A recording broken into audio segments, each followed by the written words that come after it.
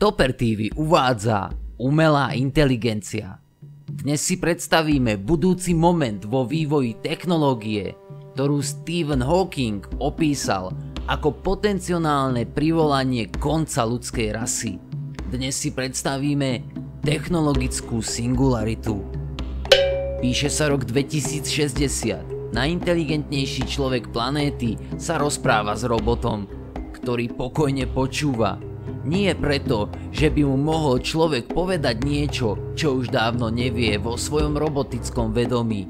Počúva preto, že zo štúdia ľudského správania, ktorému trvalo len zlomok sekundy, vie, čo od neho ľudia očakávajú. Človek stratil možnosť sa akokoľvek užitočne podieľať na vývoji technológie. Technológia bude vyvíjať odteraz samú seba, vždy o niečo inteligentnejšiu a túto špirálu nebude možné zastaviť. Takto nejako by mohla podľa vedcov vyzerať technologická singularita. Bod vo vývoji, kedy sa technológie stanú inteligentnejšie ako ľudstvo a táto udalosť je možno bližšie ako si myslíme.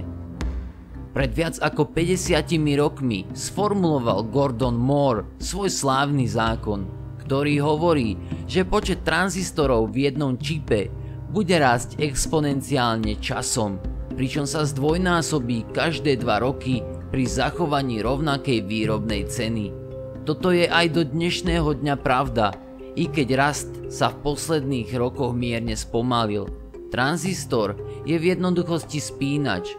Z miliónov takýchto spínačov sú postavené počítačové čipy. Prvý mikroprocesor od spoločnosti Intel v roku 1971 mal 2300 tranzistorov a bol vyrobený 10 mikrometrovou technológiou.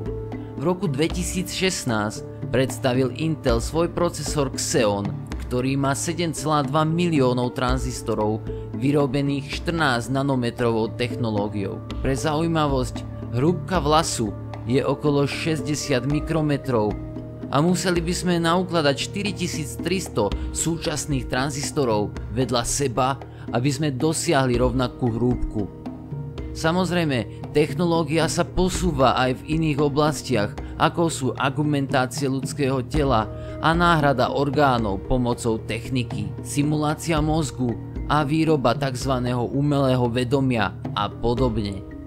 Tento rok umelá inteligencia od Google AlphaGo porazila 18-násobného majstra v hre Go v pomere 5:1, pričom experti predpokladali, že v takto náročnej hre na abstraktné myslenie počítače zvíťazia nad človekom až o niekoľko desaťročí.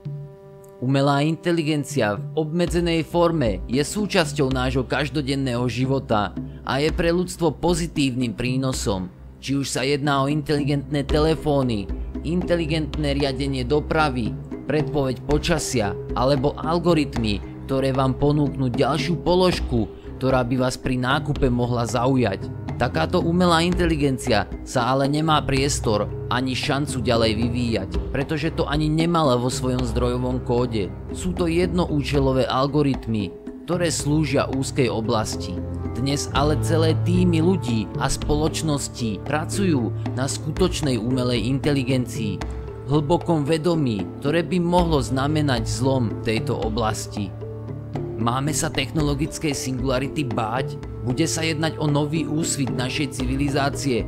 Alebo bude tento míľnik znamenať koniec ľudstva? Ľudia ako Elon Musk a Stephen Hawking vyjadrili obavy pred technologickou singularitou. Iní vedci v nej naopak vidia záchranu ľudstva pred sebou samými a posun k utopickej civilizácii, kde všetky náročné procesy od politiky, ekonomiky a smerovania ľudskej rasy budú plne v kompetencii strojov. Správne nastavené hranice by mali zaručiť, aby sa technológia neobrátila proti jej stvoriteľovi, tak aby dodržiavala základné Asimove pravidlá robotiky, ktoré znejú: robot neublíži človeku a svojou činnosťou nedopustí, aby mu bolo ublížené.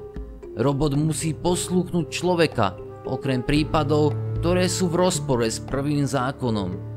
Robot sa musí chrániť pred poškodením, okrem prípadov, ktoré sú v rozpore s prvým a druhým zákonom. Tieto zákony boli sformulované prvýkrát v roku 1942. Samozrejme, predstavujú jednoduchý náhľad na mantinely, ktoré musíme nastaviť pred spustením skutočnej umelej inteligencie. Dnes sa ale skôr pracuje na jej vývoji, ako na tom, ako sa udrží na úzde. Zaujímavá analógia k tomuto stavu bola opísaná v článku Stroj záhuby. Vystupujú v ňom vrabce, ktoré sa rozhodli, že by im pomohlo, keby mali sovu. Táto sova by nelovila vrabce, ale potravu pre ne a stavala hniezda. Prišli s nápadom, že ukradnú sovie vajíčko a sovu vychovajú tak, aby im neublížila. Vrabce vedia, že zohnať sovie vajíčko je zložité, a tak sa hneď pustili do tejto primárnej úlohy s tým, že to, ako vychovajú sovu, nechajú na neskôr. Čo sa ale stane, keď sa sova vyliahne a vrabce nebudú mať metódu na jej výchovu, je otázne. Krok späť však už nebude možný. Nikto nevie, či sa technológia bude môcť obrátiť proti ľuďom. Stále však pôjde o softvér, i keď za hranicami nášho chápania, ktorý nevie, čo je dobro alebo zlo. Odborník na umelú inteligenciu Jutkovský poznamenal: umelá inteligencia nás nemiluje ani nenávidí, ale sme vyrobení z atómov, ktoré môže potrebovať na niečo iné. Dnes sme si predstavili možné následky rozvoja umelej inteligencie. Ak sa vám naše video páčilo, nezabúdajte ho lajkovať, komentovať a odoberať. Budeme radi, ak našu tvorbu podporíte zdieľaním. A nakoniec, ako vždy, ďakujeme za vašu pozornosť.